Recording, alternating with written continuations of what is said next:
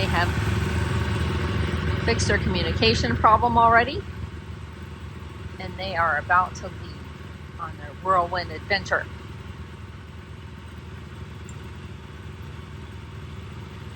Ready to go.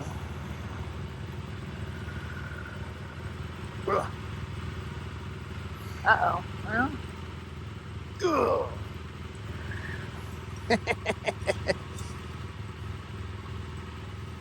All right, you ready?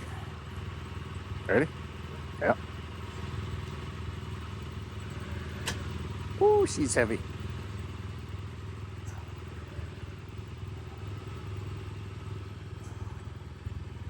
She's a big fat pig.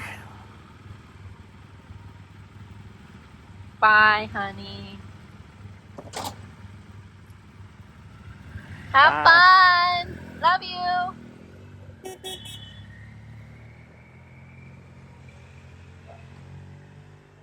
Ooh. Oh, lumbering giant. All right, everybody, welcome to the channel. It is day one and we are heading out. We are loaded up, ready to go. It's a beautiful sunny day. Lee's back there on the old 2015 GS 1200. And I'm on my 2022 Pan America. And we are heading from Florida to Alaska. It's day one for me, it's day two for Lee. How you doing back there? Doing good. That's about all you'll get from him. So all we're doing, I'll check in later as we go. Let's roll. All right, here the journey begins of the boredom of the wonders of the United States interstate system. All right, well, now it's time to settle in, sit back, relax, enjoy some tunes, and behold the marvels.